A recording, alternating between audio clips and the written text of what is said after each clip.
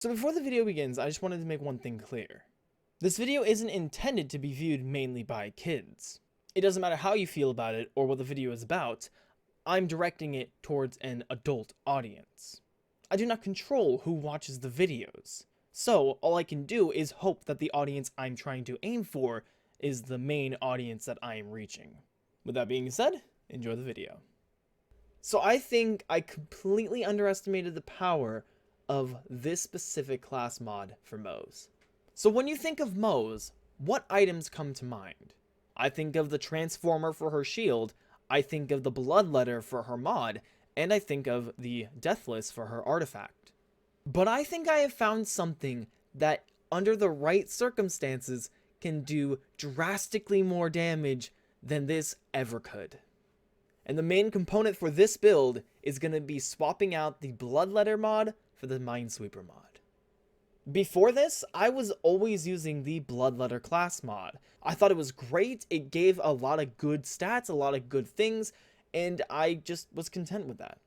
But recently, I got this variation of the Minesweeper mod and decided to give it a try. I actually got really lucky with this class mod. I got +4 in the Fire and the Skag Den, +1 to the thing no one really cares about, and then plus 28% to splash damage. So when I saw this, I wanted to actually give it a try and see if I could make it work.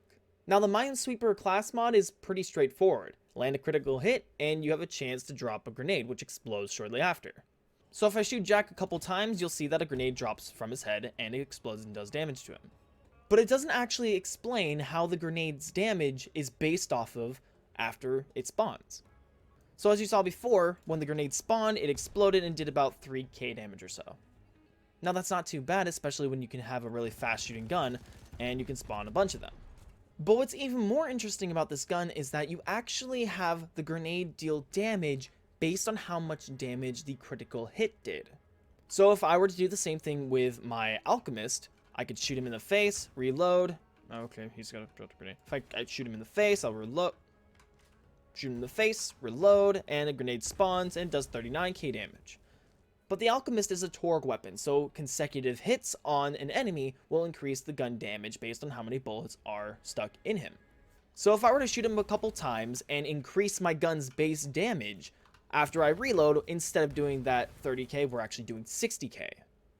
But if I were to unload a full mag into his face, you can see that I'm going to be doing drastically more damage because of all the bullets I landed on him. Another thing that I didn't really think of was the Sum for the Road perk. I didn't think this was going to be that great of a perk either, just because I don't really need it. A lot of the best weapons in the game have ammo regeneration in their gun anyways. A good example being the call weapons. But combining this with a Torgue weapon, we can have it do drastically more damage. So if I were to get into my mech, hop out real quick after going inside, get the unlimited mag, and also start shooting him in the face, after a while, I'm going to rack up so much extra bonus damage that we're going to just melt almost anything we try to fight. Now, my grenades are doing 500k opposed to what, 160k before that? But I can take this even further. Now, I have two different Alchemists. The Alchemist you were watching was this one. It has good base stats, and its anointment is pretty good as well. But the one I normally use is this one. There's nothing really different about this gun, except for its anointment. After exiting Iron Bear, gain 120% increased splash damage for 18 seconds. Just like before, we're going to jump into Iron Bear, hop out after we get inside right away, and then we're just going to start shooting Jack in the face a little bit. But now, instead of having to worry about consecutive hits, all I have to do is hit him in the face, and we get that extra splash damage like we were talking about. And if I go backwards, now we're doing over 1 million damage per grenade, and oh, it's so good. I can't help it every single time. Now we're doing over 1 million damage every single grenade that spawns from the Minesweeper mod. Now, a majority of the damage does come from that anointment after we exit Iron Bear, but also having the right skill tree points is going to give this increased damage as well. And just for a quick look, we're going to the bottomless mags tree, going down to some for the road perk, making sure we take that one. Now, you don't have to put points into the click click perk, because the interaction between the alchemist and the click click perk isn't really that great. When I first saw this, I thought that when I reload and all the explosions go off, I would get the increased 36% damage straight up, like to all of the explosions and everything. But the way the damage is calculated for the alchemist is that the explosions after you reload are determined based on the bullet's damage initially. So this click click click perk doesn't really have to be there, but you can get some extreme damage if you have the lucky roll of getting the grenade to spawn at the last bullet. For the demolitions tree, we're only really going for the fire in the skag den. That's the only thing that really matters. It's the only thing that's going to give us damage. The rest of it doesn't mean anything to me. And for the Shield of Retribution tree, we're mainly focusing on increased gun damage. We've increased critical hit damage from the experimental munitions. We have increased gun damage because of our Desperate Measures perk, which this is probably the most important one in this tree. Drowning in brass because we're going to be doing a lot of explosion damage, so we're going to be killing multiple things at once, which is huge. And this is where you can spend your extra 3 points if you don't want to go for the click click perk over in the bottomless mag tree. I would personally go for the force feedback perk because on Mayhem 4, you're going to be taking a lot of damage, and being able to instantly recharge your shield is pretty huge. So just drop 2 points into behind the iron curtain and then put your final point in the forced feedback tree and you'll be set. You don't really need the thin red line perk because you're going for the deathless artifact anyways, so this really doesn't do anything. Now that you know the build, let's go see how it works against our favorite pincushion, the Grave Ward.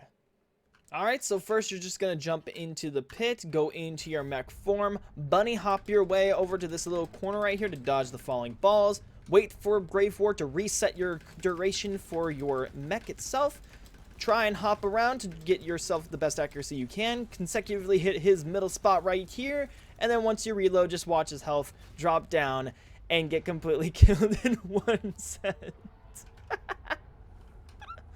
It's so good. What was that? What was that, like, maybe 10 seconds? 10 seconds, I think? Yeah, about.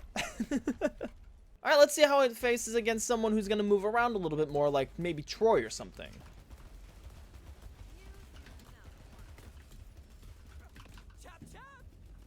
Oh my god, it's already... it already brought him down and it wasn't even a full fucking thing. Not even a full mag and it brought him down to his invulnerability stage, like, instantly. Alright, dude. As long as you get the critical hits on him, which is actually kind of challenging to do, not gonna lie, you can still drop his health pretty fast. Even with me missing a majority of my shots, like, it's still doing something.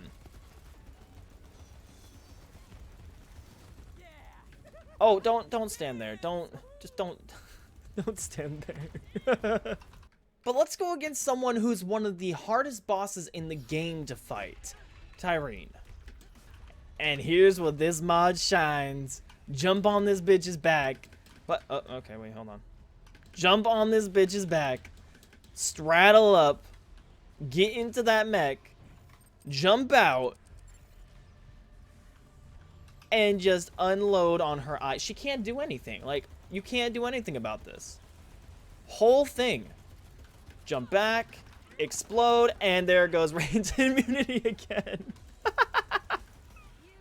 Nice, nice. Good job, me.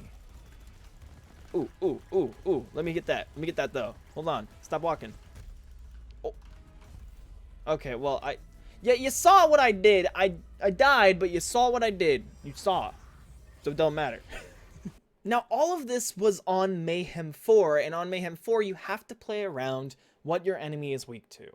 If I were to go against any of the other bosses that had a huge-ass shield, or if they had some bunch of armor and stuff like that, obviously I'm not going to be able to do the same amount of damage with this build against them. Like, it's not gonna happen. But that's just Mayhem 4. But when you're fighting against people that are weak to fire, this thing just melts them. So I think I found one of my new favorite builds to go on Moze in the entire game. If you made it to this part of the video, thank you so much for your time. If you learned something new about the Minesweeper or have a new form of respect for it, give the video a like. Let me know down below if you have any suggestions for something I should try next. Or see if I can make a mod work on someone else, or something else work on someone else in Borderlands that is traditionally bad. And if you want to see more, then subscribe. I'd love to see you stick around. So yeah, bye.